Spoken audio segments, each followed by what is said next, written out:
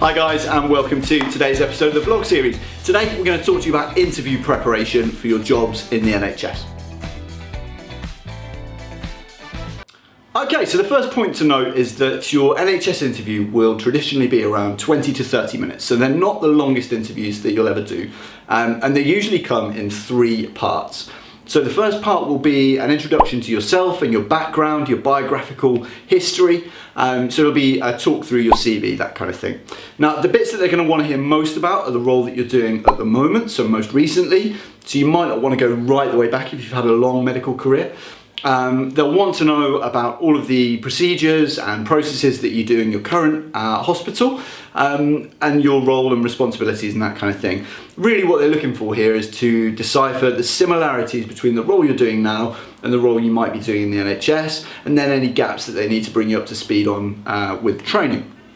The second part of the interview is usually a clinical or ethical scenario type situation, and we've got lots of these that we've compiled over the years, so if you wanted to email us in and we can send you over a list of potential scenarios. Obviously we can't anticipate what they'll be specifically for your interview, but you should find that they're nothing too complicated. They're usually the kind of questions that you might be faced with in your MRCP exams or your PLAB exams, so pretty basic. Patient presents with X, Y and Z symptoms, what do you do? I think in this situation they're looking for safe answers. They're not looking for superheroes or people to come up with a weird and wonderful diagnosis. They just want to hear that you follow the right steps, make sure that you are clinically safe, and even if that means you would refer to a senior colleague, that's an absolutely fine answer. You should be detailed and descriptive on that answer though.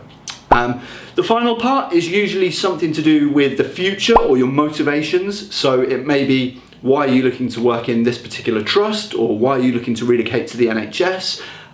It might be, where do you see your medical career in 5 to 10 years time? Something along those lines. And what they're really looking for there is passion, and for you to display that you've done your research about moving to the NHS or to that particular hospital. So there's the opportunity for you to come forward with everything you've learned about the place that you could potentially be working. Okay, the final section of most interviews will be an opportunity for you to ask questions to the people in front of you.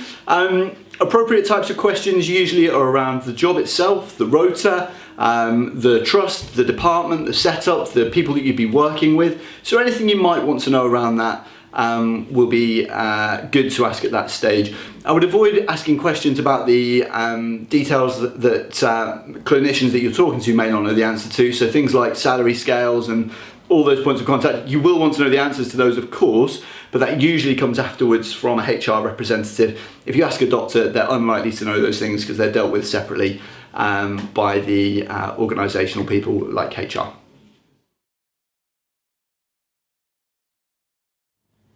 Okay, top tips for interviews in the NHS. These might sound quite obvious, but you'd be surprised how many times people don't do them. First things first, be confident, be smiley, make sure you're engaging with the people that you're talking to. Really important that you give off a good first impression to the people that you're going to be working with. Secondly, make sure you dress appropriately, put a suit on, put a tie on, put a blouse on, whatever it might be, but make sure you dress appropriately for your interview. Make sure you arrive a little bit early if you're on Teams or Skype or whatever it might be. There's no harm in being in the waiting room before the other people join the meeting.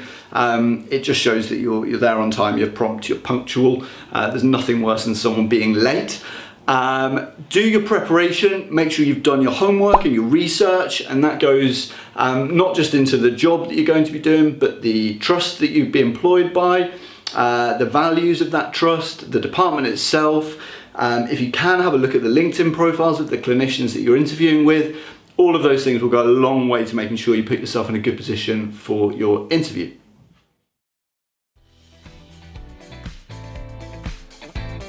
Okay, thanks so much for listening. Hope that's been of some use in preparing yourself for your NHS interview. If you'd like to do some interview preparation with one of the guys at BDI Resourcing, or if you've got interviews booked already and would like to look at further options, please do get in touch. As always, we'll put the contact details up at the end of the video.